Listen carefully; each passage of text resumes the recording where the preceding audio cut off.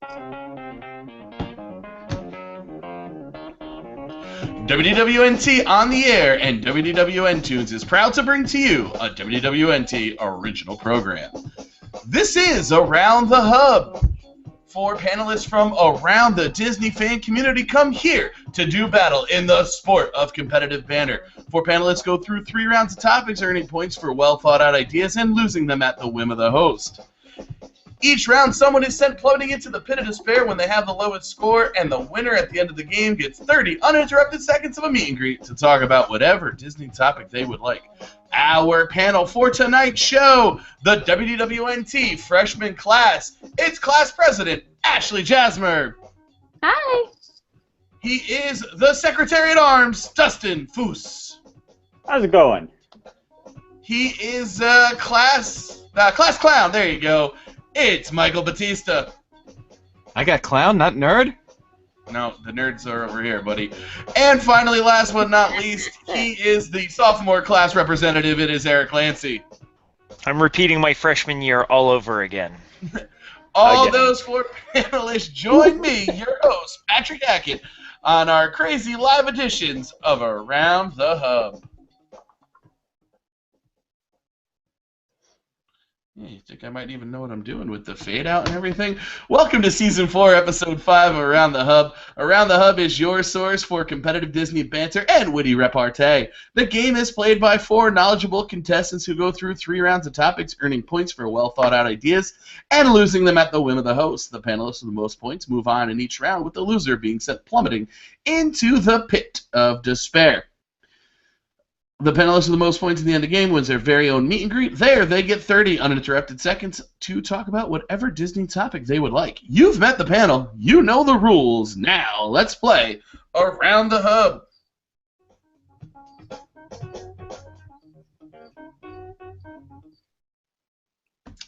All right, Dustin, you are first out of the gate, as you are the only one to not appear in Around the Hub, with Michael coming in on a relief appearance last week. 2 weeks ago. So, I forgot to intro the segment. Our first round of Around the Hub is split into 2 segments, the rope drop and the keys to the kingdom. In the rope drop, we focus on the 2 biggest stories of the week, and in keys to the kingdom, we take a quick tour around the entire Disney company with some fast, hard-hitting news. Here in the rope drop, we cover a new ride coming to Typhoon Lagoon, and no, I don't know. I guess Guardians of the Galaxy Breakout coming to DCA. Dustin, like I said, you're the only one who hasn't appeared on the show, so you get to go first. The name, Misfortune Falls. What do you think about that?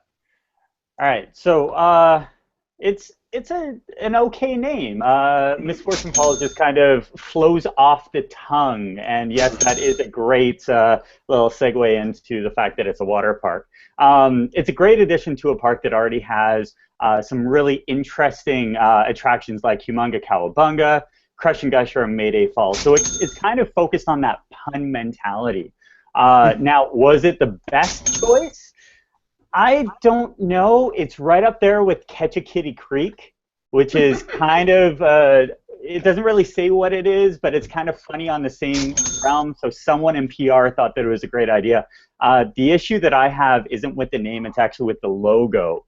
It leaves a lot to be desired, and when I'm looking at something like a new attraction coming to a water park, I want it to be fun and exciting, and for now I'm just kind of withholding judgment until we see something else, maybe an audio animatronic, maybe something from Enchanted Tiki Room or something showing up at the inset for it. But the name's a name, and as soon as people go there, they're gonna want to ride it.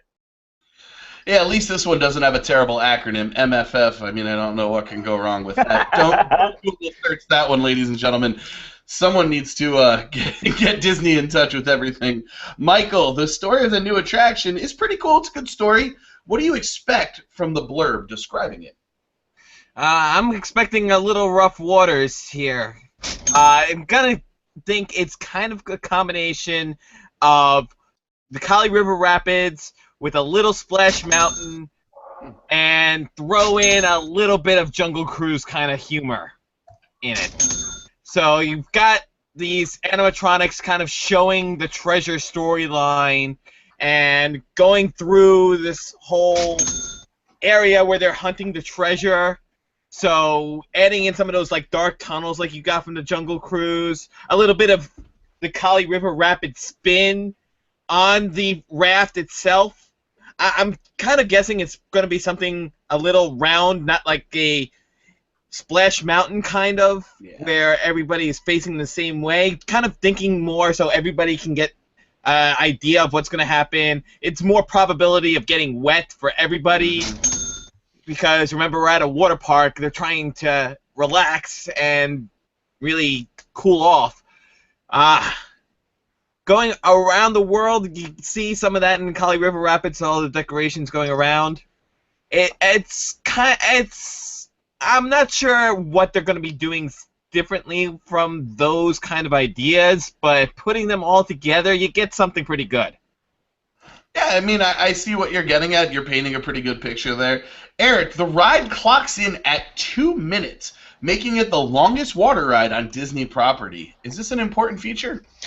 It is an important feature, but it can also be a problematic feature. When at 2 minutes, you're now building queue time. And at a park that is only open for 5 hours a day to 7 hours a day, having queue times building with a new attraction that's the longest running attraction on water attraction on property, that can be very problematic. So Disney, I hope, has done the research, and there's no reason to believe that they haven't, but they better have done their research to make sure that that 2 minutes is sort of the sweet spot. It's good enough that it's giving the guests that are on the attraction sort of I'm hoping, a 360 sort of full immersive experience, but at the same time not having the queue build up so far that you now have guests that are waiting and all day, and now they're getting to go on 2, maybe 3 attractions at the water park.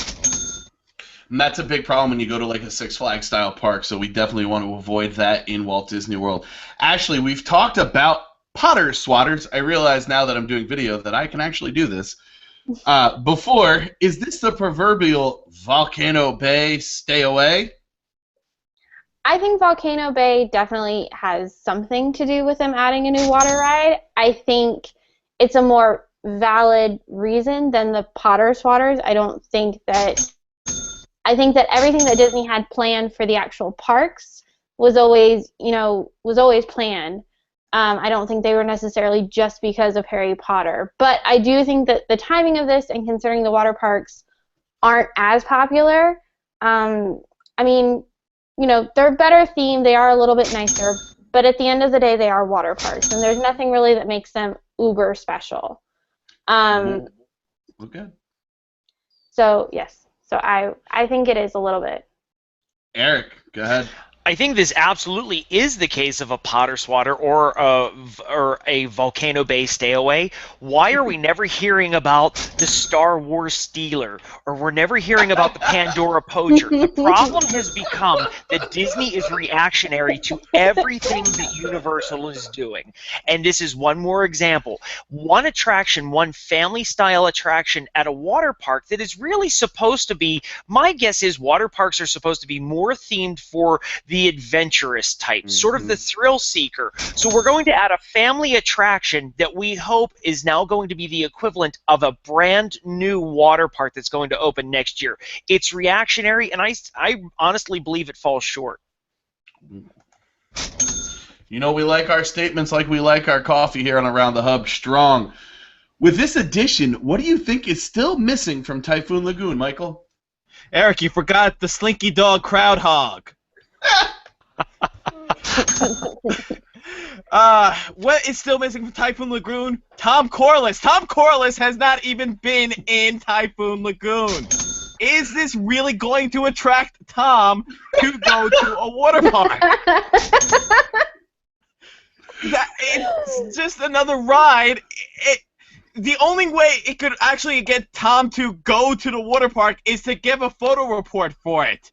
It may not be exactly enough to get him in a bathing suit with a GoPro, and if we do this for the 10th anniversary, I will gladly pay for a GoPro to put on Tom as he goes through Typhoon Lagoon rides.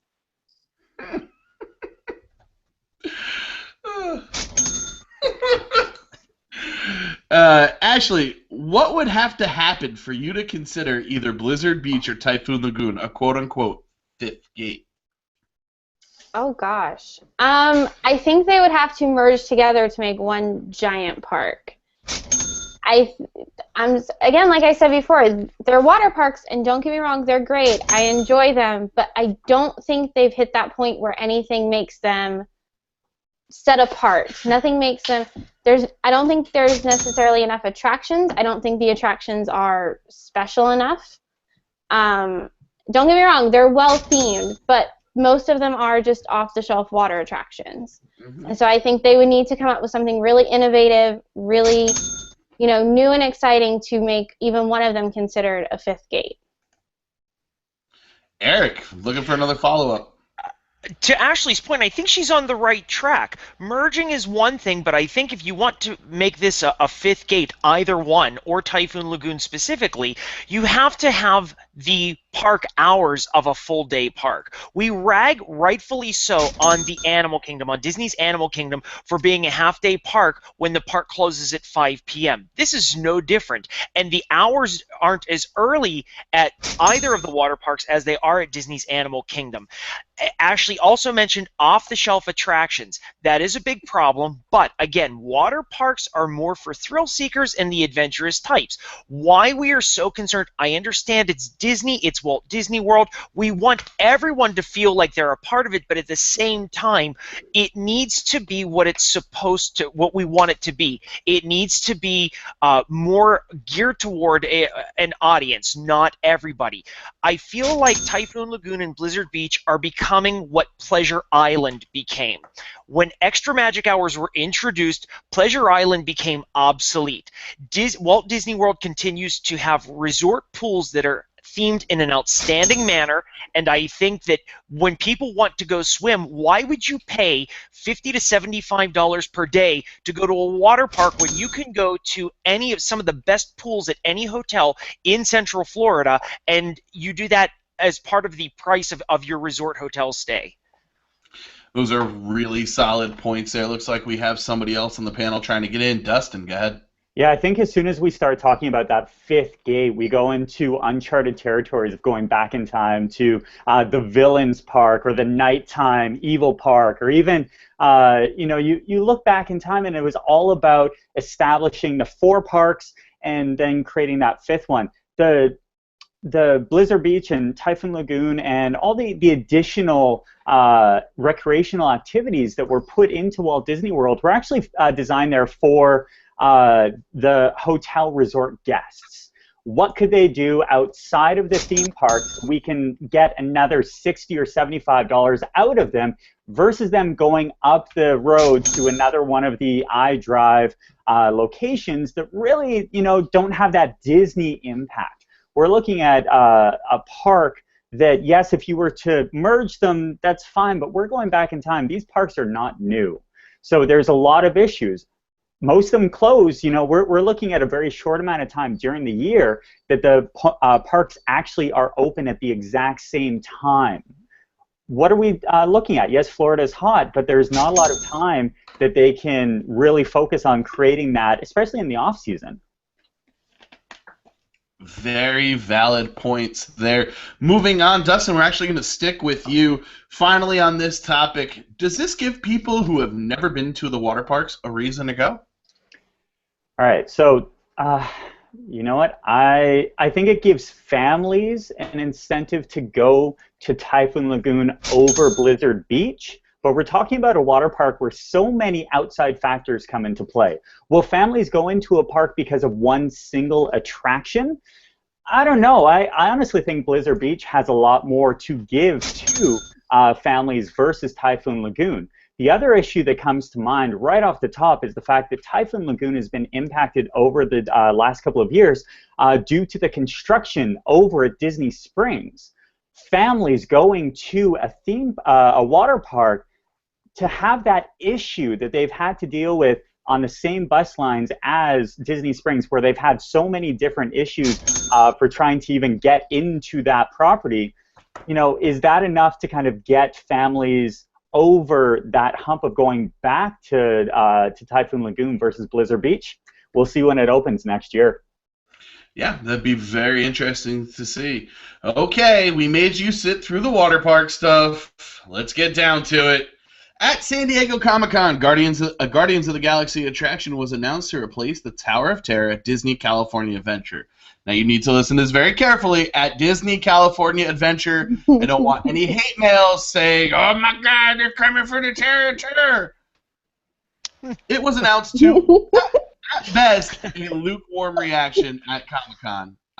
Ashley, we're going to start with you. The criticism has been harsh, whether it's dissecting the location, the storyline, or the fact that it's overlaying the tower. What is the most accurate criticism you've seen? I think it's a little bit of both. I think the main point is the storyline. I think me and my sister have had this discussion. Guardians is a good franchise.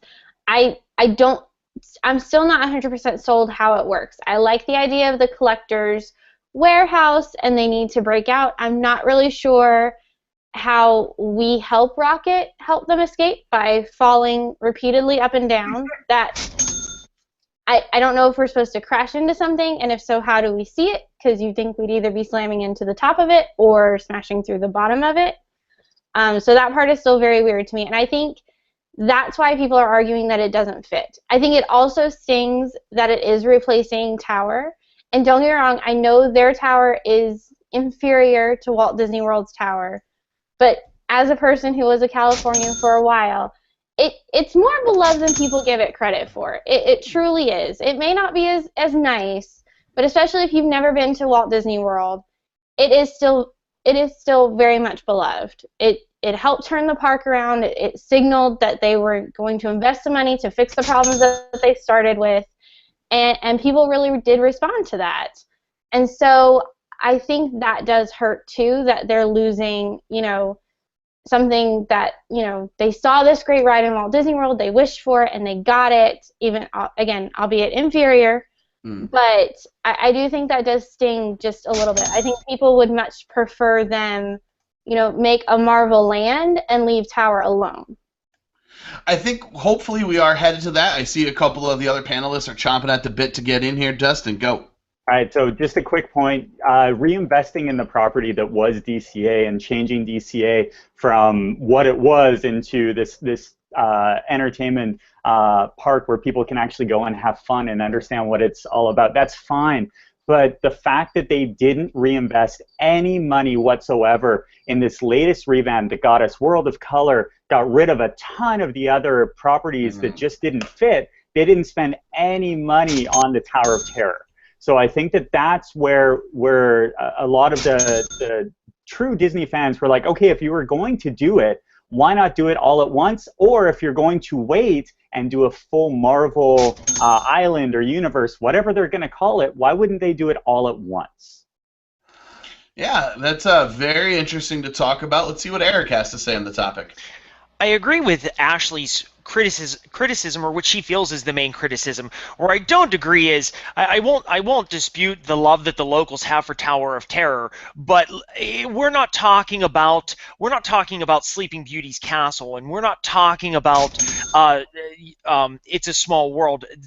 The Tower of Terror was dropped in because of necessity, because they needed something to eat people. And to show how little that the Imagineers at DCA actually thought of Tower of Terror, they dropped it in the smallest expansion pad that they possibly could, just so that they didn't even have to worry about adding the fifth dimension. So there was no love for that attraction by the Imagineers, by the Disney company. It simply was, this changed Disney's MGM Studios. Let's hope it does something positive for California Adventure, and it never had that net positive effect.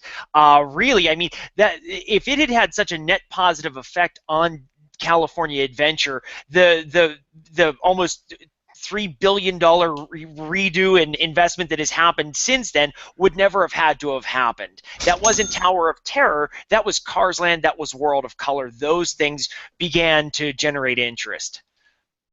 Oh, going back to Ashley. Go ahead.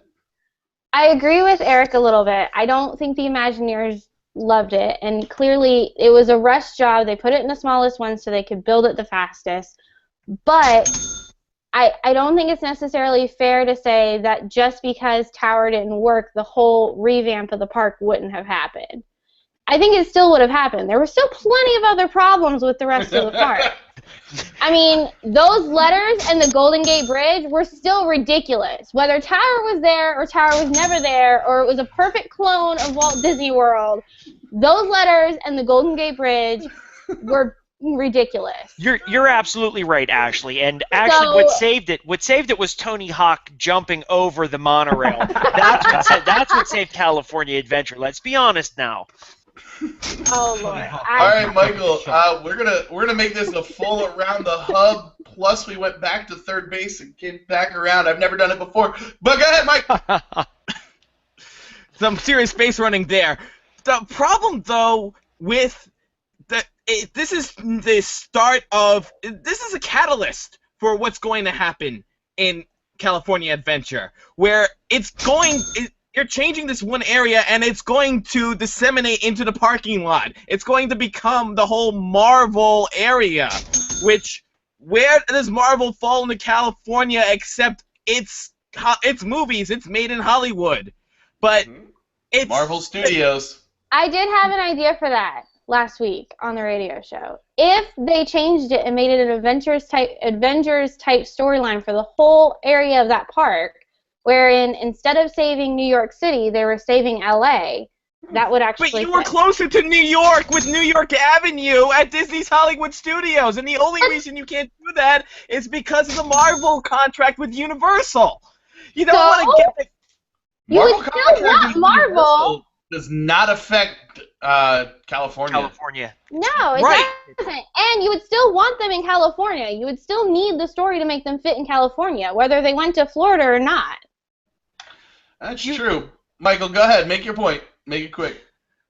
You want to make sure that it all kind of flows together. You already had the New York lot, is what I'm saying, from Disney's Hollywood Studios, the whole New York Avenue. And that would have been a better way to integrate the Avengers. And just putting in the tower out there, it really seems out of place. Unless you're really going to really wait until after Avengers Infinity War. Where do we get Thanos to come in to the great big and use the Infinity Gauntlet to bring Ant-Man into the area, bring Queens and Brooklyn for Spider-Man and Captain America, bring Tony Stark Tower. It all happens because there's this big Thanos statue with the Infinity Gauntlet that's causing all of the big tower to come out.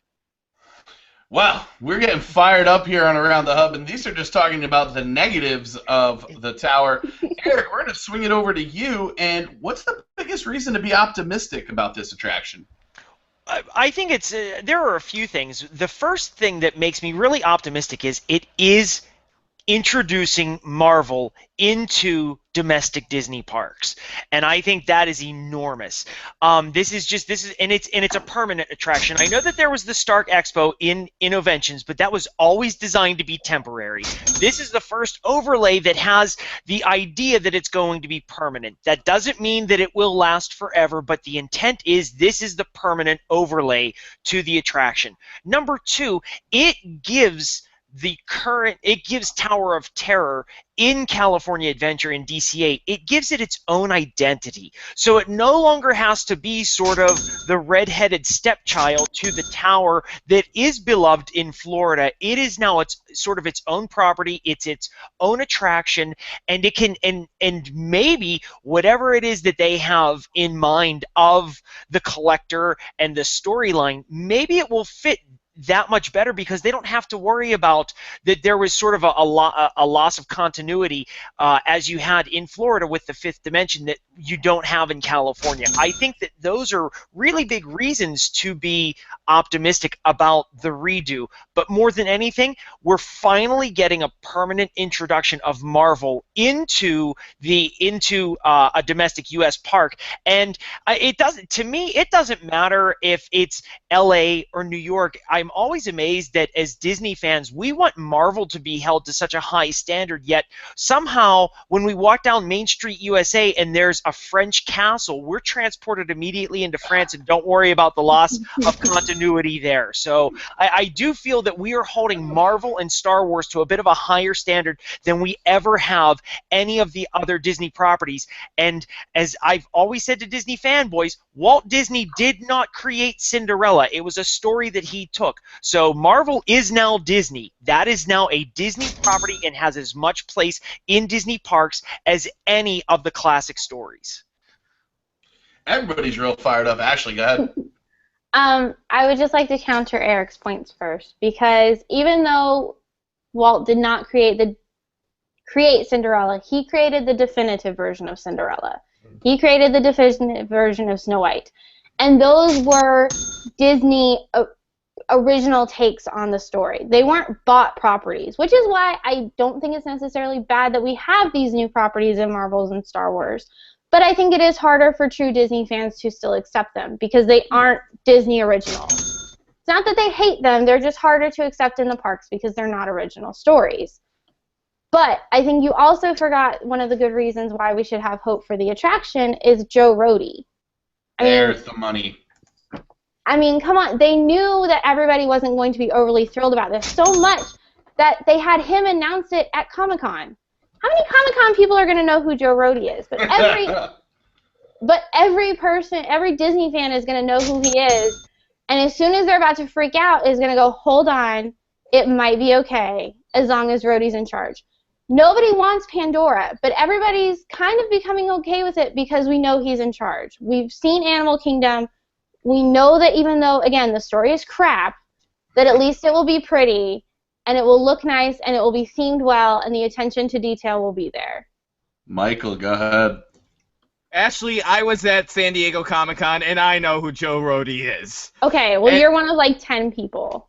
No, believe it or not, there are a huge number of Disney fans that go to Comic-Con. I actually was talking to somebody who worked at Disney's California Adventure and told me the day before, during that day, before the announcement, that they were going to do the Guardians of the Galaxy overlay on the Tower of Terror. Fair enough. So I'll rescind my statement then, but... The nerdom... I'll rescind my statement, but I still maintain that they did it at Comic-Con for the Marvel fans. They had Joe Rohde tell the story for the Disney fans. That was how they tried to make everybody happy and okay with it. It's not the director, James Gunn, though. James Gunn would have really done it for the Marvel fans, but he was also there for the movie. But also to Eric's point, is that as I was mentioning before, you bring in the Infinity Gauntlet. You have the whole continuity thing resolved. You bringing in space and time. It's altering everything in this little pocket of the universe over there. You don't need to worry about continuity. It's all messed up because Thanos says so. And then you bringing in the Collector as giving him... If you listen to the last Nerd Alert, we were talking a bit about the connection between the Collector and the Infinity Gauntlet. So don't worry about continuity. At this point, we're suspending the disbelief. I think that's a big problem for a lot of people is they're not willing to suspend the disbelief, or they're willing to suspend disbelief up to a certain point in time. And that's not really fair to any product. Dustin, you're going to have the last point on this topic. Go ahead. Yeah, speaking of suspending disbelief until a certain point of time, that certain point of time is the gift shop. Let's talk about the true reason why Marvel is going in to DCA. They want the dollars. And Tower of Terror, it's a great attraction. They have some amazing T-shirts. But let's be honest, no one buys all of those T-shirts like they're going to as soon as Marvel gets in with their gorgeous gift shop, with all of this Tower of Terror mixed in with Guardians. That's what it's all about. That is the major point of, positivity of this entire story. We're getting something that will pay for additional attractions and activities to grow into that park. Those are all excellent points. It is almost always about the money. All right, Dustin, we're going to stick with you. Will we see Chris Pratt, Dave Bautista, and the likeness of Bradley Cooper and Vin Diesel as a tree in the attraction? Will the check clear?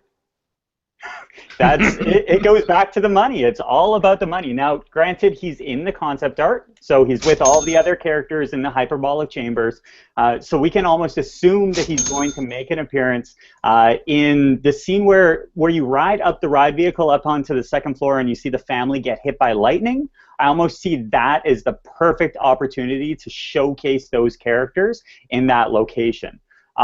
Will they be involved in greater ways? For sure, there's going to be a guaranteed spot to meet and greet the characters. But, you know, it all comes back to the money. And let's be honest, the biggest spot that you will see Star-Lord, Groot, Rocket Raccoon is going to be in the gift shop. All right, final point. Michael, the looming question is, when will we see the Guardians in Epcot, as our network has previously reported? Question is more where in Epcot is the bigger concern. To that later. You should make sure you read your script the whole way through. Go ahead. I'm just being a breaker. Where in Epcot is not as important as when it's going to come in. But part of that is going to have to see how well this is going to fit with their overlay. And I have a feeling that since they've announced this big thing now, that they just want to test the waters before going into Epcot and making more finalized plans as to where they're going because if Tower of Terror was bad before, if as much as we all give credit to Joe Rohde, if this doesn't work, do they really want to have another Guardians attraction in Epcot, which could be not as much as a people absorber, but more of a people repeller? I don't like your pessimism, but I like the conviction with which you speak it. Eric, last point, make it quick. I somewhat agree with Michael. I'm not sure. I would hedge my bet on if Guardians ends up at Epcot at all. I think that there might be at some point where Disney realizes the fan backlash is somewhat real, and I think that after introducing the Frozen characters into the World Showcase, and as we continue to introduce more sort of fairy tale characters into Epcot, it really takes sort of the heart and soul out of what Epcot was always intended to be and what it should continue to evolve into. So I think that there might be a certain point where it becomes the tipping point. Do we wait to see how successful is the Guardians franchise, the entity in DCA, before we start to move it east into Epcot?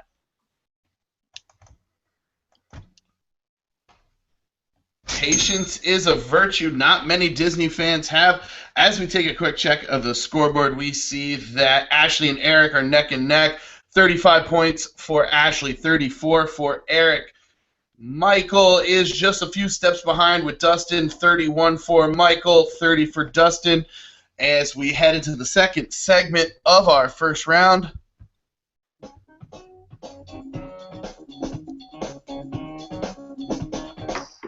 The only weird part about that is that it's just me staring while I play the music. I gotta find some sort of transition. All right, ladies and gentlemen, for those who don't know the show, there are no follow-up points in the Keys to the Kingdom segment, and we will get through this as quickly as we can.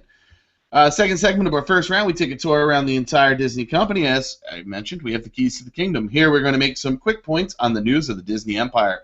Michael, starting in Disneyland, it looks like cost-cutting continues. Disneyland Forever is gone. Fantasy in the Sky is back, but on weekends only. How does this make you feel? Did anybody ring a gong? Sorry, that was my computer.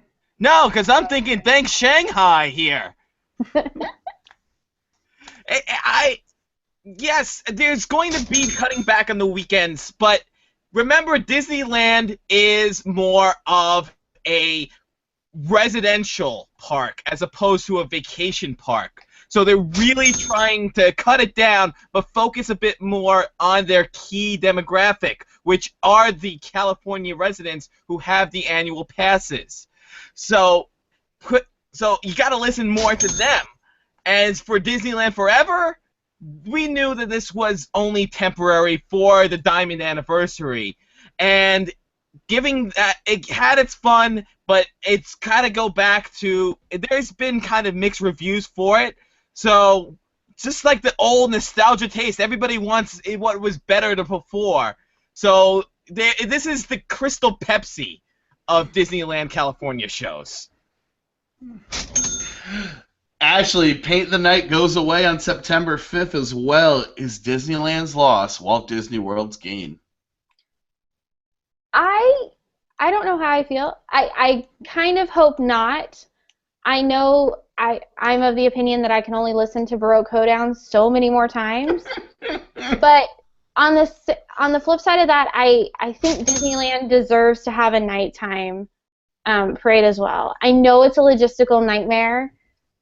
Trust me, there have been so many nights where you can't move between parade or fireworks and Fantasmic. It is a logistical nightmare, but I think it does need to be there. And I would almost argue that it needs to be there more than a full-on fireworks show, because there are so many nights that they can't do fireworks, and then they don't have a parade, so all they have is Fantasmic, which puts all the burden on Fantasmic for the nighttime entertainment. And that area is just not designed or equipped for that, and it turns it into an absolute deadlock, and it's awful. It can ruin people's entire experience of Disneyland, because at the end of the night they get stuck right outside Haunted Mansion and they can't move, and then they get mad. So I truly believe, I wish it was staying, although I do think that Walt Disney World, we do need a new parade. But Dustin, Michael brought it up. Is this all due to hashtag Thanks Shanghai, or is something bigger at play here? Well, Michael definitely took a couple of my points, but you know, when I look at it, it's definitely a big issue when you're looking at the Disney company as a whole. It can't be ignored, but Shanghai itself was a complete financial disaster. You look at all of the various elements within the Disney company itself, Tom Staggs, all of the guys at the very top who had an opportunity to really put their mark on the Disney company with a whole new experience in a different area, and they completely dropped the ball. But I'm not crying for stockholders. In fact, compared to 2012 to today, the stock has basically doubled. So we're looking at about $50 back in 2012 to today sitting at about $95. So business-wise, it's an issue more about the current management within the domestic theme park division. So will it be sorted out? Absolutely. Will it be messy? Probably. We're looking at a lot of the current executives that are looking after Disneyland, Disney World, and all the parks themselves have their own management. They're all trying to figure out what to do to get their names seen and heard. So really, we're looking at that. We're also looking at the fact, and Michael said it, about the difficulty in managing expectations of the local annual pass holders who really don't spend a lot of money at the parks versus the tourists, where they're spending a ton of money, especially with those room rates and on-site dining. So there's a lot of things that are going on within Disneyland and Walt Disney World. It has something to do with the hashtag Thanks Shanghai, but I think that Shanghai wasn't as big of a financial disaster after it opened compared to what it was in the Paris situation. Strong points there. Eric, some good news for Disneyland is that World of Color is returning to its original form, replacing the much maligned World of Color Celebrate. Is this enough of a consolation prize for the California parks? Not at all. At best, it's a net zero. If we're getting rid of Paint the Night, and we're only going to have fireworks on the weekends, and Fantasmic is not going to be back until next summer, that leaves one nighttime show in both California theme parks. Now, I understand that the current World of Color Celebrate is not well received by Disney enthusiasts, and typically the general ticket buying public doesn't really think so much about quality of nighttime shows. They just like to see a nighttime show. It is different in the world's largest regional theme park, where 85% of the guests are from travel less than 100 miles to enter the theme parks. The Disneyland guests are looking for quality, but they're also looking for quantity, and they're not getting that right now. As of September 5th, there's going to be, yes, I think it's the best nighttime show in the United States for a Disney theme park, World of Color, but it doesn't do anything for the guests that are not going to be in DCA that night. They're going to be in the Disneyland theme park, and there's not going to be anything for them until we're now looking somewhere between April and June of 2017 before there's any nighttime show. That, to me, that's at best a net zero, and I actually think a consolation. I think that it's a loss for the guests at Disneyland. I don't disagree with you. Ashley, fresh off the presses and off the heels of the tremendous success of Pokemon Go, comes the news that Disney will be offering an augmented reality Star Wars game featuring the characters of Star Wars Rebels. What do you think of the idea of this game? I haven't looked into it much, but I think Pokemon Go has been a tremendous success. I think it's a fabulous idea. I personally wish they would have gone more in the vein of Sorcerers of the Magic Kingdom somehow. Me too. I think that would have been, as much as Star Wars is very popular and games like that can be, I don't know if it's quite the right fit for Star Wars. I think Sorcerers would have probably been more popular, which is probably controversial to say, but that's how I feel. I don't think you're wrong. I think you're right on with that. Yeah, and again, so I don't know much about the actual game, but I do think it'll work. I think it'll be a good idea. Hopefully they won't have the server issues that Pokemon has had. And if they have a tracking system, they can keep it running for more than a week. I don't think the server crowding is going to be an issue. So, Michael, in addition to the game itself and the experience, you'll get quite a bit of swag, including a replica medal, like as seen in the New Hope. A New Hope, not the New Hope. Come on now, I know better than that. All of that costs $500. So, how did Disney miss the mark so badly? $500? $500! Yeah, that's $700 less than your normal asking price. No, that's good idea for a commercial. Jot that down. How are they missing the mark? Gamers really need to focus on where they put their money. The way the gaming industry is, in a lot of games, it's a lot of add-on purchases that they need to make. Some of them you barely get a game, and you need to download the downloadable content for it. If they're talking like an actual replica, like that you get to actually hold, there are some replica parts out there that can go for that amount of money. And if it's going for $500, think about the price in gold, which is at an all-time high at this point. I don't think it's actually gold, but valid. It's costing a lot of money to make these shiny objects that people can hold. This is just a replica. This replica Agents of S.H.I.E.L.D. It's cost me, I think it was like $75. And when you get into Lucas licensing as well, even though it's still in there, that was one of the key things that George Lucas kept, was the licensing rights, and that's why you saw a lot of Star Wars merchandising.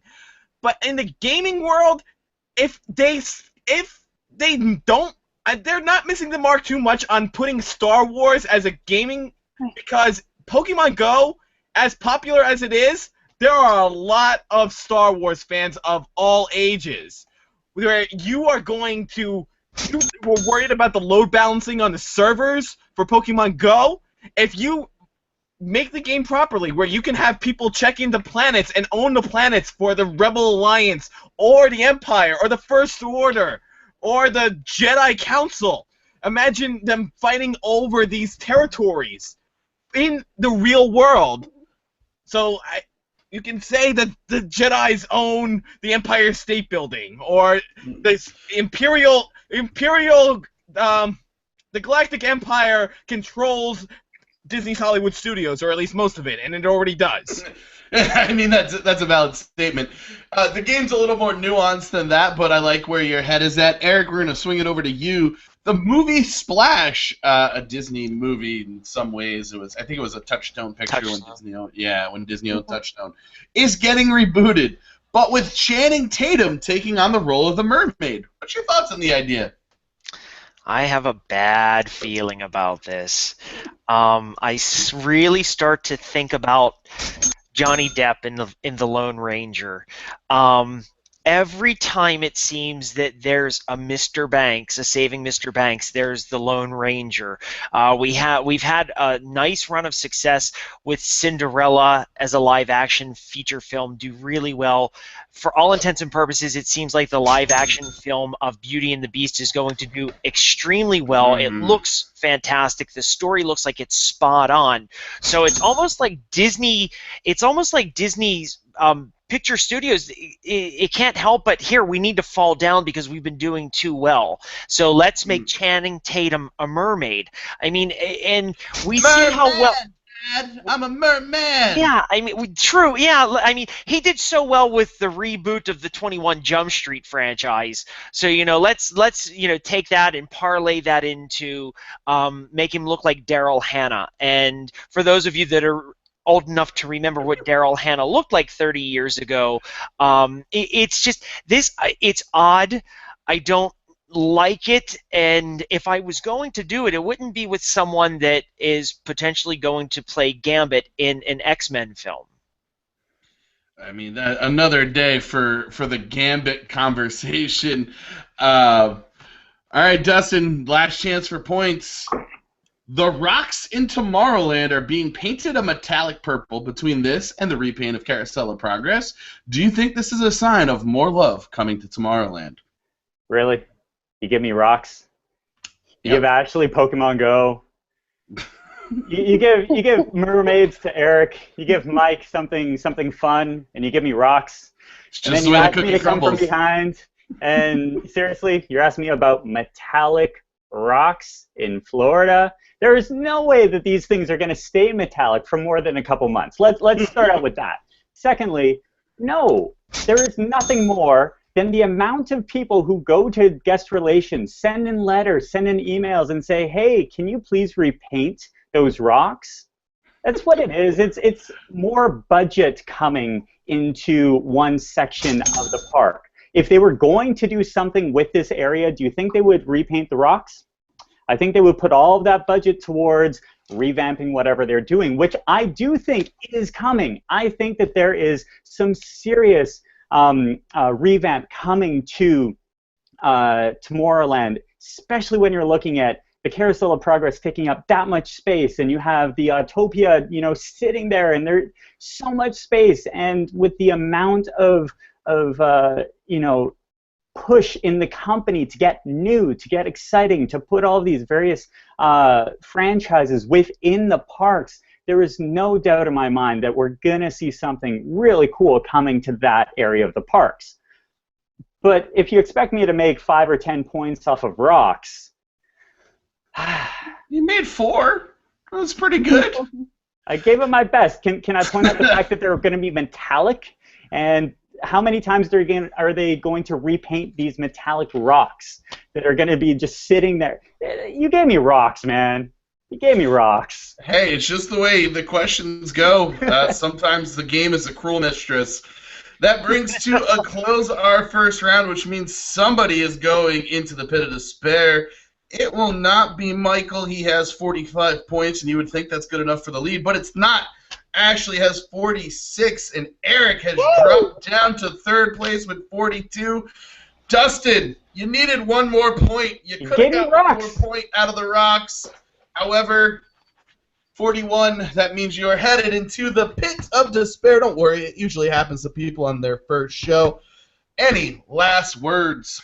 Do I get an extra couple of points because I'm level 21 in Pokemon Go? Nope. Gave my best. Gave me rocks, man. Sounds like Charlie Brown from Halloween. Welcome to, nope, this is not our original second round. This is why we edit. Welcome to one of our many second rounds where we play WDW Would Ya? The popular party game where we ask the panel to choose between two things. Sometimes pleasant, sometimes not. So we are going to start off with you, Ashley. You are in the lead. Would you rather have Paint the Night and no replacement for wishes, or Main Street Electrical Parade and a new nighttime fireworks spectacular for Walt Disney World? At Disney World, I think I would rather have Main Street Electrical Parade and have new fireworks. I love wishes, but they're dated. It needs to be changed. And again, fireworks don't happen, most nights of the week at Disneyland anyway. So I think they deserve the parade. We deserve a better fireworks show. All right, Michael, your turn. Would you rather have Paint the Night and keep wishes, or Main Street Electrical Parade and a new nighttime fireworks show? I gotta go Main Street Electrical Parade and a new nighttime fireworks spectacular as well, because I just remember there was the Family Feud from the 60th. It was one of the anniversaries where it was Nerd Alert and Jedi Hero Princess, and the polls that they had were saying that Inside Out was part of the fireworks show, and it wasn't. They gotta retool the fireworks as to what's popular. They need to just get the whole show and really make it something that stays up to date with everybody that's going to the parks. Because a lot of the kids, they're coming down for the first time. They know they're hooked in with Frozen. They're going to be hooked in with Moana, hopefully. They'll be in Zootopia. And they may not know about The Lion King, even. Oh. I know, it's sad to say. But kids always like the new, shinier things. I like what you're saying. It's not terrible. All right. Eric, would you rather have Paint the Night and no replacement for wishes here in Walt Disney World, or would you keep Main Street Electrical and get a new nighttime fireworks spectacular? I absolutely despise the Main Street Electrical Parade. I despise You know how I feel about that. You're treading on thin ice right now. Go ahead. But you have to have the fireworks at the end of the night. It's like the kiss on the doorstep at the end of the date. No date is complete without it, and no day at Walt Disney World at the Magic Kingdom is complete without the fireworks. Yes, Paint the Night is spectacular, but you have the parade as the lead into the fireworks. The fireworks is what keeps a guest until close, which then has them walk down Main Street nice and slowly through the gift shops and continue to spend more money all the way out of the park. And make no mistake, the reason we have fireworks is that at park close, we then have everyone saunter out to nice, very slow, sort of ballad-type music down Main Street, and that way they can go through the Emporium, they can stop off for a sundae, a hot dog, and it's all in an effort to continue to monetize the park up until and through the closing. You have to have fireworks. If for nothing else, every guest loves seeing the fireworks. Most people see fireworks on a holiday, on the 4th of July, on Memorial Day or Labor Day in their local community. They go to Walt Disney World because they get to see that every single night, and I think it's that important. All right, we're going to move on to Michael here. Would you rather have a new DVC wing at Port Orleans or have a value resort in the vein of Cabana Bay? Even as a DVC member, I gotta go with the value resort because it's just pulling in more people that may not be able to afford even a moderate resort, or certainly it's one of the signature resorts. You get more people to come down, get more school trips to come down with the value resorts. You really want to get more people into the parks, get them more hooked, as opposed to always just trying to bring in the elite's DVC. So that way you get more people down, you get more of an exposure, and more people will come down. If they can afford it more, then they will come down more often, which means they will spend more money in the parks. They will do more in the parks. They maybe that time they'll actually come down a second time so that they can go to Typhoon Lagoon. All right, Ashley, your turn. Would you rather have DVC at Port Orleans or a new value resort in the vein of Cabana Bay? I personally would rather another DVC resort. And this is coming from somebody who's not DVC. I think they're good quality resorts. I think, some people have a misconception that only DVC members can stay at DVC resorts. That's not true. You can stay at a DVC resort even if you're not a DVC member. And, it might be a teensy bit more expensive, but they are good quality resorts. They treat you well because they are DVC resorts. And I personally think that that would go a lot better than another value resort. I mean, the value resorts now, they hardly ever fill up to capacity unless they're running a promotion. Or, there's a cheerleading event in town. So I think, and if you have a big family, they're not really a value anyway because you have to get 2 rooms to fit your family. Or you have to get one of the rooms at Animation, not studios, I can't think of the name right now. But you have to get family suites. And those really aren't that much cheaper than staying at a moderate resort. So I think they would do better to build the moderate resort at Port Orleans. Yeah, valid. All right, Eric, rather have DVC over at Port Orleans or a value in the same vein as Cabana Bay? I absolutely would rather have the value in the vein of Cabana Bay. I think what the other 2 panelists have not touched on is the fact that Cabana Bay is so totally different from the current value resorts at Walt Disney World. It is everything that the All-Stars and Pop Century are not. It's fresh, it's modern, it's chic, and that's what's missing, even at the Mermaid section of Art of Animation. To sort of expand a little bit on what Ashley said, yes, the general buying public can get a DVC studio for cash. They are 150 square feet smaller than the average deluxe hotel room, and they're priced higher than the deluxe hotel rooms if you're paying cash. You can go to the 1-bedroom or 2-bedroom, but you are now looking at upwards of $1,000 per night if you want to have your family of 5 or 6 stay in a DVC studio that's cash, because DVC studios only sleep 4. Another thing is with DVC, it is counted as theme park revenue. This has become the monster that is out of control. Disney has to continue to build DVC because the moment that they don't, that earnings for the quarter will plummet because that DVC expansion is not going to be counted in theme park revenue. It will be counted as theme park losses. When you do that at a moderate resort, do you really think that someone that owns at Port Orleans is going to pay less per point to buy their DVC contract for 50 years than someone who is at the Grand Floridian? It's not going to happen. But you're going to have someone that owns at Port Orleans that is going to be able to exchange those points at a deluxe. It's an absolute nightmare to have moderate resorts that are DVC. I think DVC at a time served its purpose. It served the purpose for my family for quite a long time. It no longer serves that purpose, but at the same time, I think what everyone needs to remember is DVC has become the monster that has gone way out of control. I'm sure you'll get some fans by calling DVC a monster. I like the economics lesson in there as well. All right, last Would You Rather, and it's the big one. It's been pretty much the theme of the show and the theme of the internet if you have a lot of Disney Twitter followers. Would you rather have Guardians of the Galaxy take over energy or mission space? Eric. I would rather have it take over energy. It's a tired message. It's a 20-year-old message. Mission Space still can serve a purpose, and it's still somewhat of a thrill ride. It's, I think, a lot more difficult to overlay Mission Space, and I think that overlaying Universe of Energy is quite easy. Ellen DeGeneres is not known for Universe of Energy unless you're a real Disney nerd. She's known as Dory, and you can go right to the Land Pavilion and you can see and hear Ellen DeGeneres all that you want.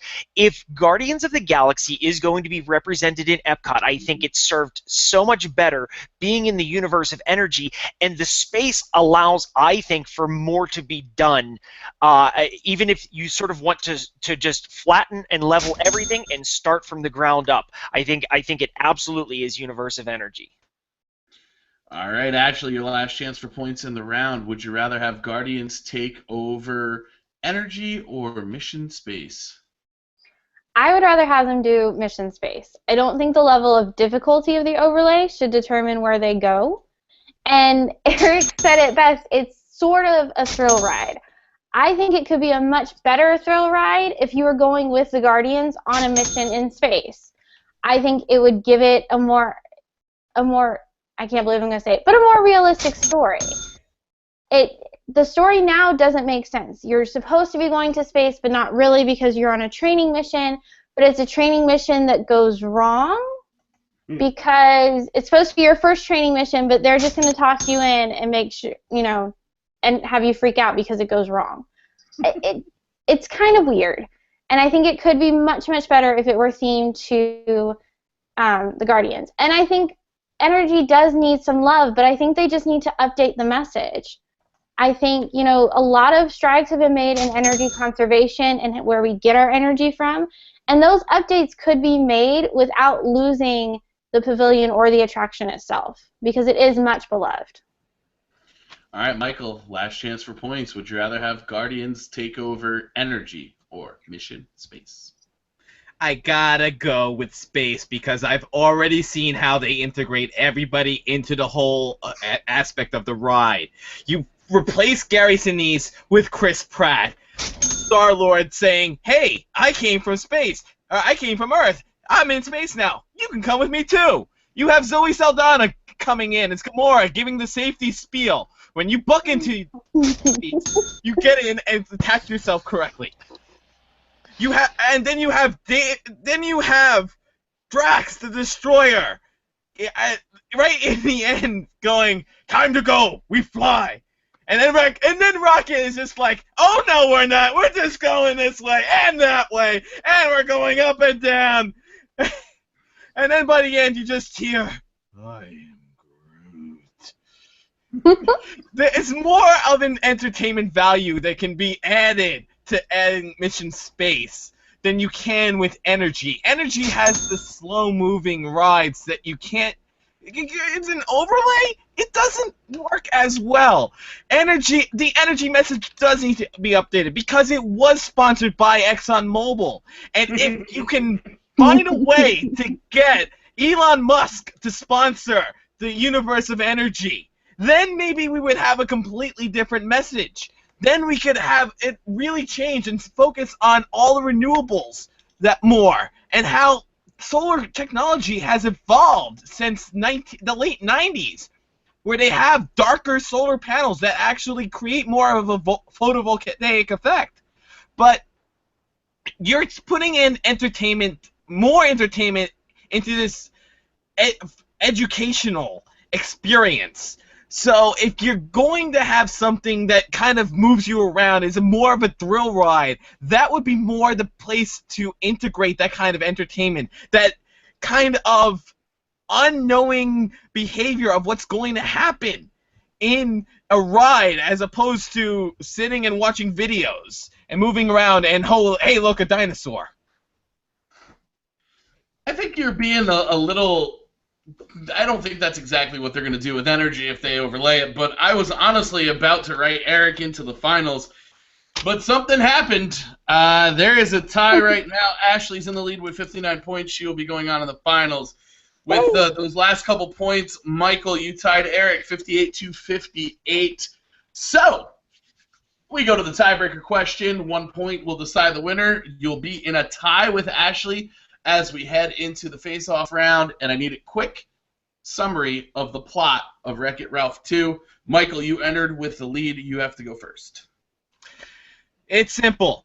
They go into internet gaming, and Wreck-It Ralph starts going about and taking a look at all of the major consoles that he was stuck in an arcade game. He exposed them to the Sony PlayStation Network or Microsoft Xbox DLC, the Xbox Store, where he finds out and tries to figure out how DLC, paying for content, works. It's like, oh, they're paying more money for that? All right, Eric, go ahead. Wreck-It Ralph sequel.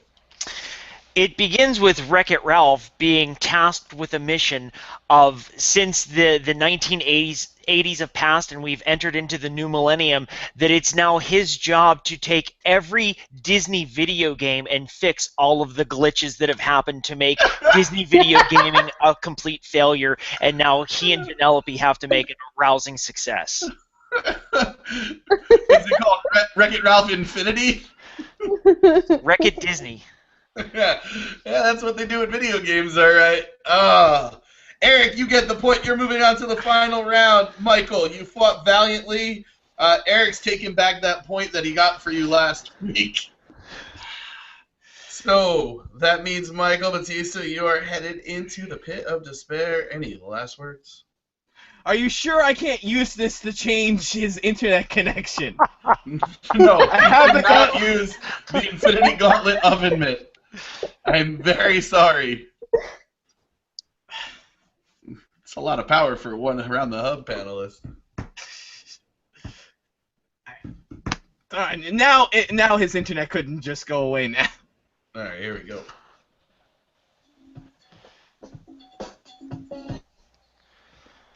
That brings us to our face-off round. In our face-off round, we'll be playing a new game for Season 4 called Let It Go. Here, we give our competitors the opportunity to say goodbye to a classic attraction in a way that won't make the fanboys go crazy. Fanboys and girls. I'm sorry. Just being inclusive. So, dear panelists, with all the rumors of Ellen's Energy Adventure's ultimate demise, your job is to replace that with an attraction that will not upset the fan community. So don't say Guardians. Good luck. Ashley, you go first.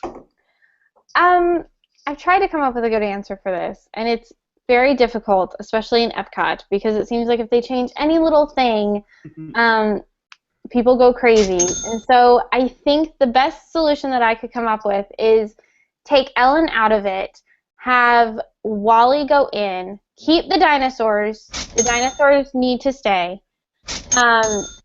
But have Wally kind of go through, almost make it a dark ride of Wally, where Wally kind of goes back and shows how we used up all of our resources and, and what we did wrong. And then, kind of go through the history of energy and all the solutions that we could use to fix it and to fix the Earth. And these are the things that we need to do to change the energy that we're using so that basically the plot of Wall-E doesn't happen. And that's mine. I like that a lot. That's really good, Eric. That is going to be a tough act to follow. What do you got?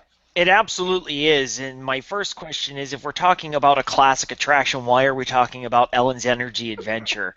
But my idea would be... my idea would be something more along the lines of you would completely start from the ground up, and we don't want to send sort of political messages, sort of like global warming or climate change, things like that. But what I'd like to do is I'd like to have it, if you're talking about future world, I think it would be more fitting to have guests create some sort of vessel to go on an Arctic expedition. We have the world showcased with different countries from around the world, but we also don't have things about how we could go to different areas of the world for exploration. So we could go to the Arctic. We could see different things like the animals in their natural habitat. We could go sort of the Northern Lights space exploration from the North Pole, from the Arctic Circle. We could also find out about drilling, and we could find out about the past as well. We could find from the Ice Age. We could find artifacts, things like that. And it could all be done similarly along the lines of Test Track, where we're building a vessel to make that journey, to take that trip to the Arctic Circle. It's something that is completely different from what's been done, but it's also something that I don't think is controversial, that's going to make somebody angry or take something away that somebody loves. It's going to be something that's new and allows people sort of a new expedition. We know how much they like to use the word expedition. Expedition Arctic would probably be a popular attraction. That was a very, very tight matchup, but we have a first-time winner here on Around the Hub. Ashley with 8 points, giving her a final score of 67. Eric had 6 points, giving him a final score of 65. A 2-point victory for Ashley. Eric, you avenged your first round exit last time, and then your internet went kablooey, but you're still in the pit of despair. Any last words? Yes, as with my exploration and also with my economics lesson, I tried to make you all smarter, but in the words of the movie Billy Madison, you are all dumber now for me being gone from the show.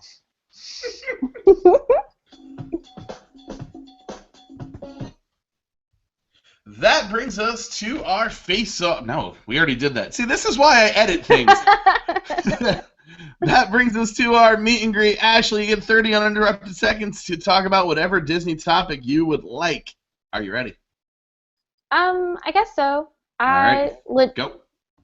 I legit didn't expect to win, so that was cool. I would just like to take a quick moment to say thank you to WDWNT for welcoming me into the community. It has been a blast so far, and I hope everybody has enjoyed having me around, and I don't get fired. Because apparently that's a concern for new people. But it has truly been fun, and I look forward to it being a lot more fun for a lot longer. All right. Ashley and I will go cruising by on Victory Highway, waving to the losers in the pit of despair, where they no longer get pizza. Season 4, you get falafels in the pit of despair. And if you don't like falafels, that's tough. That is what we're serving. You're lucky it's not pizza Rizzo, whatever garbage is going to come out of there. Again, that brings to a close our show. I'd like to thank my fantastic panel, especially those who were last minute. Thank you for tuning in to us on YouTube. Eventually the podcast will be out. And Ashley, you're the winner. So give us that final hub. Hub.